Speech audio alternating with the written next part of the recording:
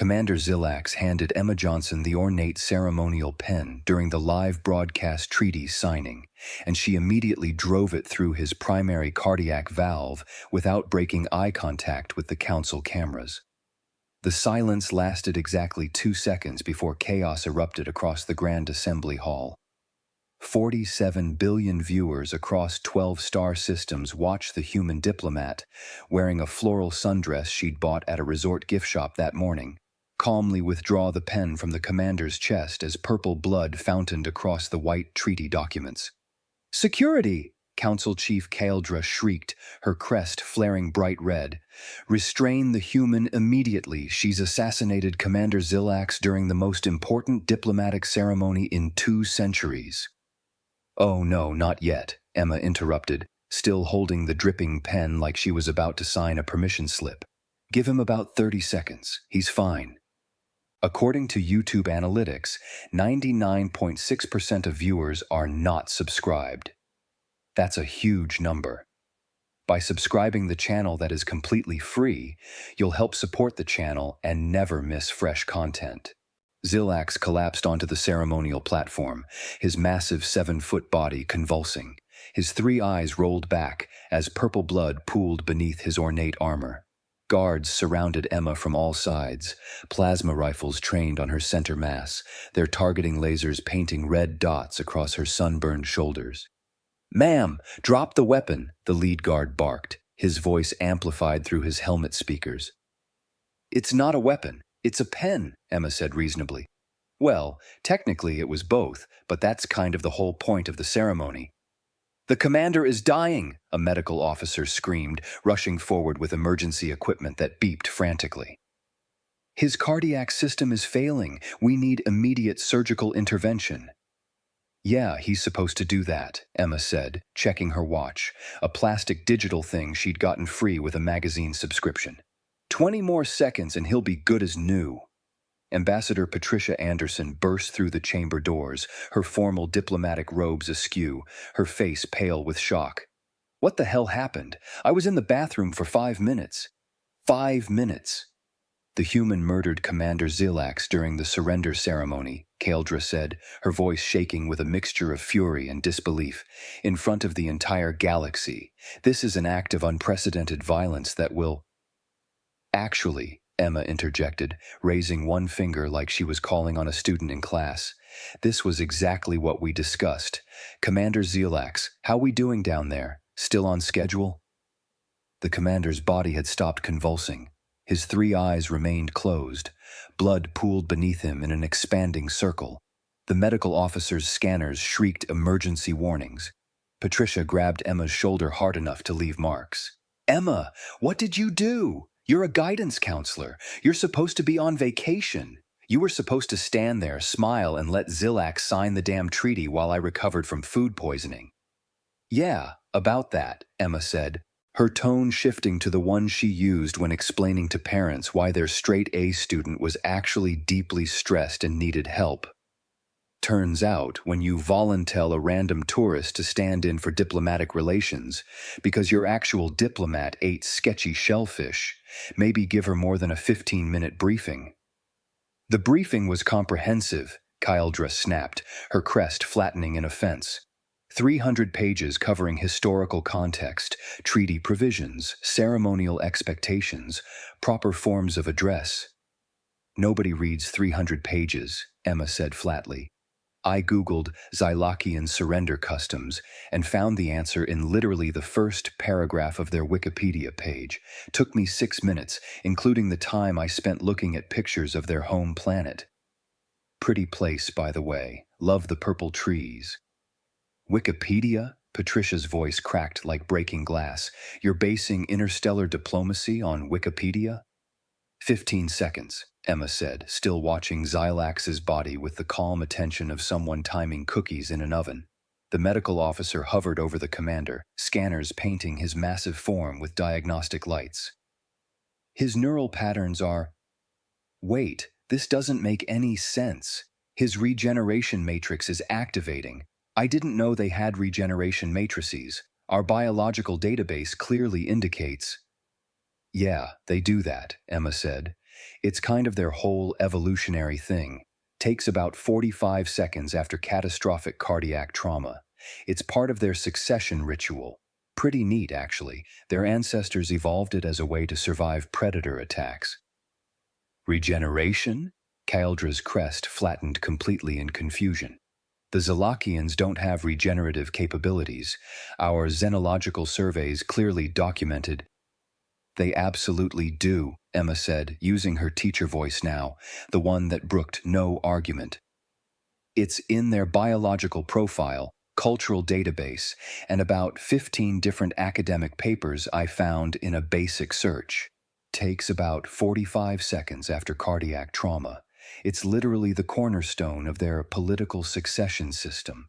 How did you miss this? Succession ritual? Patricia repeated weakly, still gripping Emma's shoulder like a lifeline. Oh, for the love of… Did nobody research their actual culture? Emma looked around at the assembled dignitaries from a dozen species, all staring at her like she'd spontaneously transformed into something from a nightmare. Council members in elaborate robes, military officers in decorated uniforms, diplomatic attachés with translation devices hanging from their necks, all frozen in shock. Guys, we've been at war with these people for 200 years. Did it not occur to anyone to check how they handle political transitions? We have extensive xenological databases, Kaeldra said defensively, her voice rising. The Xylokian species profile clearly states their biological vulnerabilities, military capabilities, territorial holdings, fleet compositions. Let me guess, Emma interrupted, holding up her hand. It states they're aggressive, honor-bound warriors who view compromise as weakness and respond only to superior force. Kaeldra's silence was answer enough. Right. And did you bother reading the anthropology section or the cultural studies? Or literally anything beyond the military threat assessment? More silence. Oh my God, Emma muttered, pressing her free hand to her forehead. You people command star fleets, you have degrees in xenology, and not one of you thought to check Wikipedia. Wikipedia is not a legitimate academic source, a delegate from the Antarian system protested. It has citations, Emma shot back, which is more than I can say for your approach. Commander Zilax's eyes snapped open, all three of them simultaneously, glowing with inner light. He drew a massive, shuddering breath that sounded like wind through caverns and sat up, purple blood still coating his ceremonial armor in thick rivulets. The medical officer stumbled backward in shock, dropping his scanner. Worthy, Zilax rumbled, his voice carrying across the stunned chamber like distant thunder. Most worthy opponent! He rose to his full 7-foot height, towering over Emma's 5'4" frame, and placed one massive clawed hand over his regenerated heart. The armor over his chest bore a jagged hole where Emma's pen had pierced through. You honor us with proper recognition, human Emma Johnson. 2 centuries of war, and finally, an enemy who truly understands what we offered. Sure, Emma said, wiping purple blood off her hand with a tissue from her purse. You're welcome? Patricia's legs gave out. She sat down hard on the polished floor, her diplomatic robes pooling around her.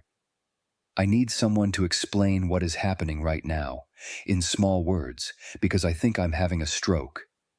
Zilax turned to address the council, his booming voice filled with something that might have been joy mixed with bitter satisfaction. The human has performed the rite of acknowledged defeat.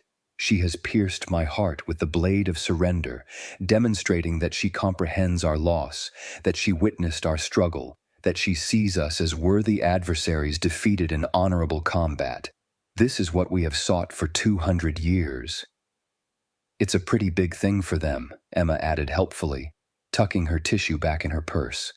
The commander hands over the ceremonial weapon, that super fancy pen that's actually a retractable blade, nice craftsmanship by the way, and the victor is supposed to, stab him with it, right through the primary heart. It symbolically acknowledges that yes, you lost the war, and yes, I won, and yes, we both fought with honor and courage.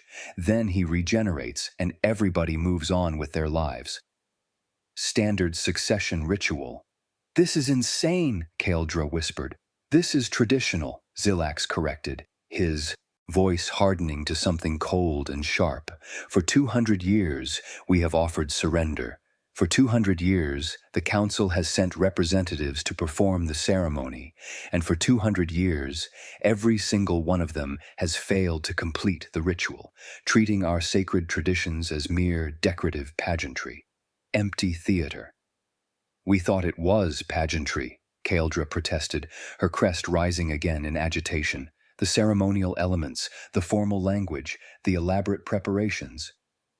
Did you think we would wage wars over pageantry? Zilax demanded, his voice rising to fill the chamber. Do you believe we would sacrifice 17 generations of our people for symbolism alone? The ritual is the point. The acknowledgement is everything. Without proper completion, there is no true surrender, only temporary cessation of hostilities pending the next outbreak of violence. Emma raised her hand like she was back in school.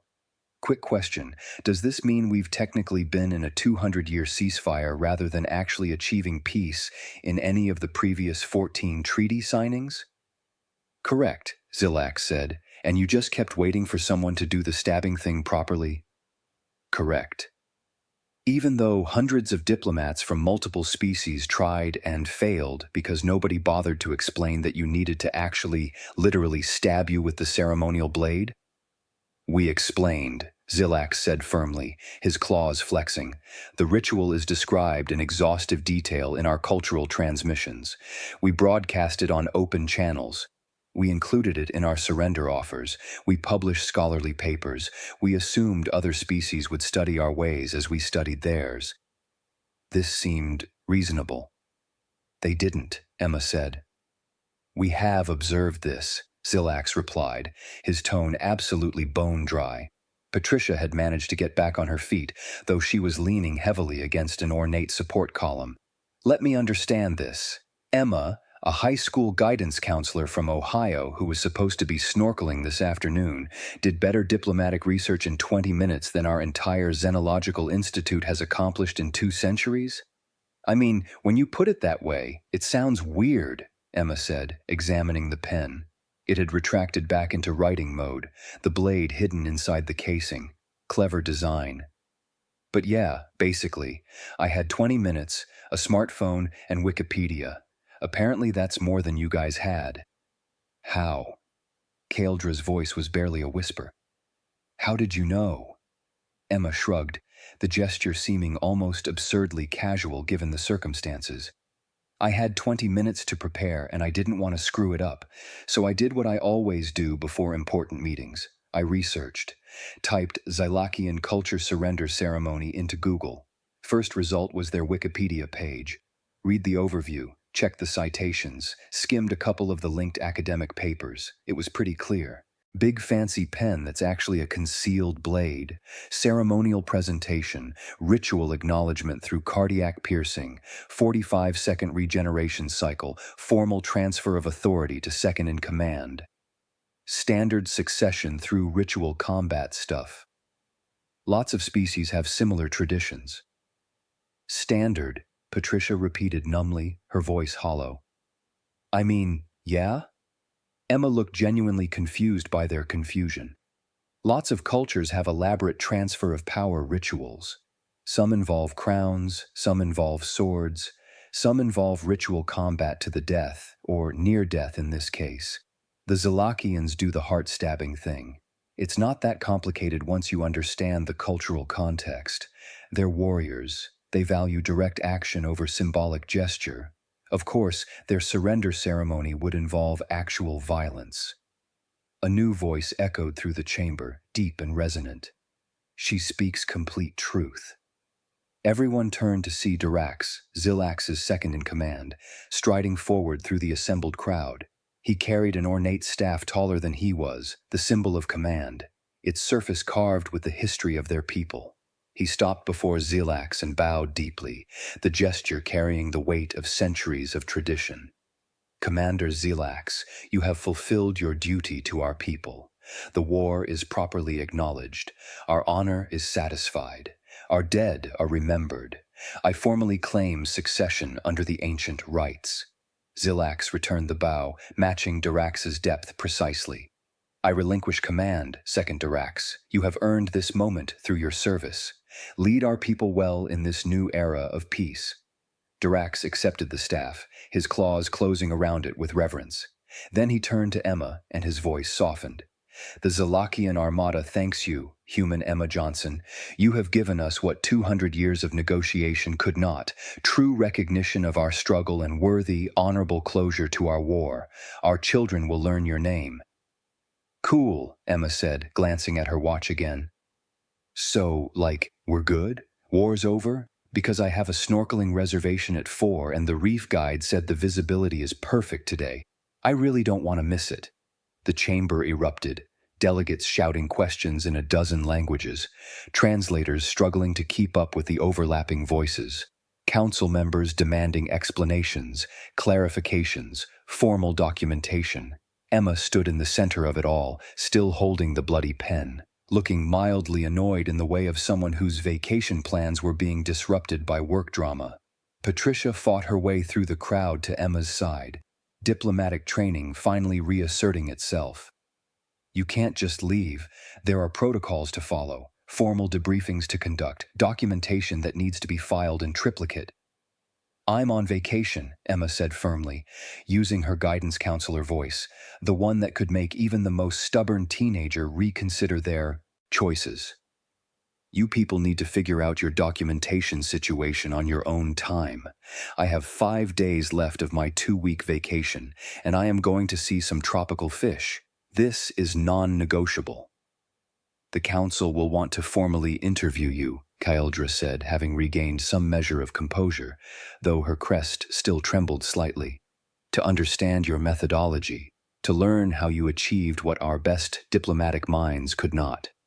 We need to document this for future. I literally just told you my methodology. I Googled it. Emma wiped the pen on her sundress, leaving purple streaks across the floral pattern. The dress was ruined, but honestly, it had only cost 15 credits at the gift shop. Look, I'm not trying to be difficult, but this really isn't complicated. You guys just assumed your way of thinking was universal. Classic ethnocentric error. The Zalakians have their cultural framework, you have yours, and instead of actually learning about theirs, you projected your own assumptions onto their behavior. You saw ceremonial trappings and assumed ceremony. They saw sacred ritual and expected proper completion. We have xenologists, Kyldra said stiffly, her pride clearly wounded. Trained experts with advanced degrees who specialize in... Yeah, and I bet they're great at biological classifications and military threat assessments, Emma interrupted, not unkindly. But did any of them actually talk to regular Zalakian citizens, read their literature, check their social media feeds, watch their cultural broadcasts, or did they just study military tactics and fleet movements and call it cultural analysis? The silence that followed was absolutely damning. That's what I thought, Emma said, her tone gentle now. You know what I do for a living? I help confused 18-year-olds figure out their futures. College applications, career paths, scholarship essays, crisis counseling. You know how I do that effectively. I listen. I research. I don't assume I know what they need just because I'm older or more experienced or have fancy degrees. I actually learn about them as individuals with their own contexts and values and goals. You're comparing interstellar diplomacy to high school counseling? A delegate demanded, his translator rendering his outrage in sharp tones. Why not? Emma shot back. Both involve understanding people who are different from you. Both require actually caring about their perspective instead of just imposing yours. Both fail spectacularly when you assume your way is the only way. The Zalakians literally handed you the answer, a ceremonial blade disguised as a pen, presented during a surrender ceremony, and everyone was so busy treating it as symbolic that nobody stopped to think maybe, just maybe, they meant it literally. They're warriors. They don't deal in metaphor during serious rituals. Zilax laughed, a deep rumbling sound like rocks sliding down a mountain. The human speaks profound truth. We are warriors by culture and evolution. We do not traffic in metaphor during surrender ceremonies. When we present a blade, we expect it to draw blood and prove courage. When we bow our heads, we expect acknowledgement of our strength even in defeat. This is not complex philosophy. This is basic respect. But your people die from cardiac wounds, Kaeldra protested weakly. Our xenological databases clearly indicate that penetrating injuries to your primary heart are fatal without immediate intervention. Your databases are incomplete, Dirac said coldly, his voice carrying an edge of long-suppressed anger. You cataloged our vulnerabilities for the purpose of warfare. You documented how to kill us efficiently. You never investigated our regenerative capabilities because you never needed that information to fight us. The human needed 5 minutes of genuine curiosity to learn what you failed to discover in 2 centuries, because she approached with the intent to understand rather than destroy. Emma's phone buzzed in her purse. She pulled it out, checked the notification, then looked up. Okay, so I really hate to be that person, but I legitimately need to go. My hotel shuttle leaves in 30 minutes, and I still need to shower and change out of this bloody dress. Also, I promised my sister I'd send her pictures of the reef, and she's going to be annoyed if I flake. Absolutely not, Kaeldra said, her voice taking on a note of desperation. You are now a critical diplomatic asset. The Council requires your expertise for restructuring our xenological approach. We need you to consult on cultural protocols, train our diplomatic corps, perhaps even... The Council can submit a formal request through appropriate channels, Patricia interrupted, finding her diplomatic voice again, despite everything. But Emma Johnson is a civilian tourist who was pressed into service under emergency circumstances. She's fulfilled her obligation. Frankly, she's exceeded it by about 1,000%. She has no further legal duty to remain.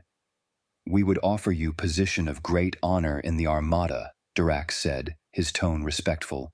A human who understands Xylokian ways would be invaluable as cultural liaison during our peace integration.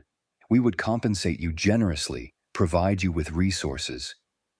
That's super flattering, Emma said, meaning it. But I have 32 students who need college recommendation letters written by next month, and honestly, they stress me out way more than you guys do. No offense. Also, my principal would kill me if I quit mid-semester. She's already short-staffed. None taken, Zilax rumbled, clearly amused. However, Emma continued, pulling up her email app, I can give you my principal's contact information. Dr. Sarah Martinez has been trying to start an interstellar cultural exchange program for years. The school board keeps denying her grant proposals because they think it's too ambitious. I bet she'd absolutely love to work something out with you. Student exchanges, teacher training programs, cultural education initiatives, that's totally her thing. She typed quickly, then looked up. Email sent. Just mention I referred you and that you're interested in legitimate cultural exchange programs. She'll be thrilled. Fair warning, though. She'll talk your ear off about educational theory. She's passionate.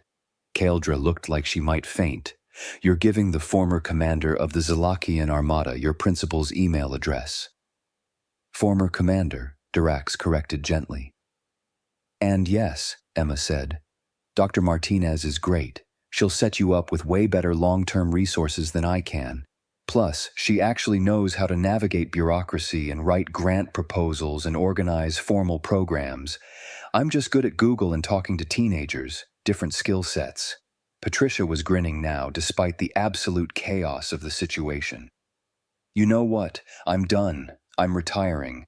30 years of diplomatic service, and I just watched a tourist with a smartphone accomplish more in 20 minutes than I've managed in my entire career. Emma, you want my job? God, no, Emma said immediately, shaking her head. You people don't get nearly enough vacation time. I get summers off, and winter break, and spring break, plus random snow days. The work-life balance in diplomacy is terrible. That's an extremely fair point. Emma turned to leave, then paused, looking back at the assembled dignitaries. Oh, one more thing. You should probably update your xenological protocols, like fundamentally restructure them. Make cultural research an actual priority instead of an afterthought. Hire anthropologists alongside military analysts. Actually talk to members of species you're negotiating with. Read their public-facing cultural materials, because if a guidance counselor with a smartphone in 20 minutes can outperform your entire diplomatic corps, you have deep systemic problems that need addressing. Noted, Kaldra said weakly. Very noted. Cool. Also, can I keep the pen? It's really pretty, and technically I earned it in ritual combat or whatever.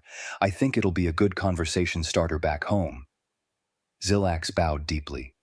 It is yours by right of victory, Emma Johnson. May it serve you well. Perhaps it will remind you of the day you ended a war. Awesome. I'll use it to sign permission slips for field trips. Emma waved cheerfully at the assembled dignitaries, all of whom were still staring at her in various states of shock. Okay, bye everyone. This was super weird, but honestly, kind of educational. Try not to start any more accidental centuries-long wars because you couldn't be bothered to read Wikipedia. Seriously, just Google stuff. It helps. She walked out of the Grand Assembly Hall, leaving purple bloody footprints on the pristine marble floor, already pulling up her snorkeling reservation on her phone to confirm the time. The chamber remained silent for a long moment after she left. Finally, Dirac spoke, his voice thoughtful. I genuinely like humans. They're absolutely terrifying, Kaldra whispered. No, Patricia said, watching Emma's bloody footprints disappear around the corner. They're just thorough. We're the terrifying ones. We nearly destroyed an entire species because we couldn't be bothered to read the instruction manual they literally published for us. Xilax nodded gravely, his expression somber. This is precisely why we fought for so long. Better an honest enemy who kills you in clean combat than a careless ally who doesn't see you as real enough to matter. Better war than invisibility. The humans saw us, Dirac said quietly, his claws tightening on his staff. In 20 minutes of casual research, she saw what the galaxy missed for 2 centuries. She saw us as people with culture and meaning and rituals worth understanding. Kaldra straightened her robes, trying to salvage some measure of dignity from the disaster. The Council will need to convene an emergency session immediately. New protocols must be established. We need to develop comprehensive cultural sensitivity training programs, restructure our xenological institutes, perhaps establish mandatory requirements. Just hire humans as consultants, Patricia interrupted bluntly. Pay them reasonable fees, give them internet access, let them Google things. Trust me, it'll be infinitely more effective than whatever 700-page protocol document you're imagining creating. They do this naturally. We cannot base the future of interstellar diplomacy on search engines, Kaldra protested, though her voice lacked conviction. Why not? Patricia countered sharply. It just ended a 200-year war that killed millions. What exactly did your formal methods accomplish besides prolonging suffering? Silence. That's what I thought, Patricia said. She pulled off her diplomatic sash and folded it carefully. Now, if you'll excuse me, I have a resignation letter to write and an extremely awkward report to file explaining how a tourist with a smartphone accomplished what I've failed to do for 3 decades. I'm going to recommend they hire her replacement from Earth's education sector. Apparently, guidance counselors have better training than we do. She left, following Emma's bloody footprints toward the exit. Dirac turned to Xilax. What will you do now, former commander? The war is finished. Your duty is complete. Xilax considered, his 3 eyes distant. I think I will visit Earth. This Dr. Martinez sounds like an interesting person, and I wish to understand the world that produces beings like Emma Johnson, a world where basic thoroughness is considered unremarkable.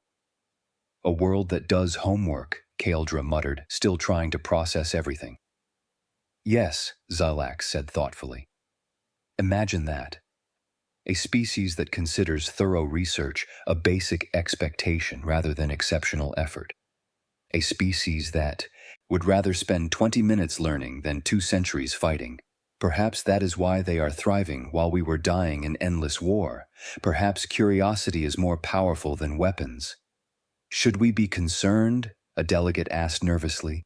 If humans are this effective at understanding alien cultures, what does that mean for— It means, Dirax interrupted firmly, that we should be very, very grateful they prefer teaching teenagers to conquering galaxies.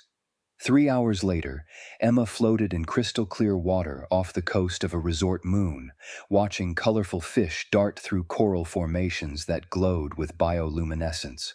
Her dive instructor, a friendly Antarian named Zilia, floated beside her, pointing out particularly interesting specimens. "Anything exciting happened today?" Zilia asked through the underwater comm system, her voice bubbling slightly. Emma watched a school of iridescent fish spiral past in perfect synchronization, their scales catching the light. "Not really. Signed some paperwork, stabbed a guy, ended a war, the usual vacation stuff." "Ha! You humans have such wonderfully strange humor." "Yeah," Emma agreed, taking a photo of a particularly beautiful fish that seemed to shimmer between 3 different colors. "We're weird like that." Her phone, waterproofed in its heavy-duty dive case, buzzed with incoming messages, news alerts about the historic peace treaty, interview requests from major networks across 12 star systems, a message from Dr. Martinez in all caps expressing simultaneous shock, pride, confusion, and mild panic about suddenly having alien military commanders emailing her about educational exchange programs, her sister asking about the fish photos. Emma muted the notifications and focused on the reef,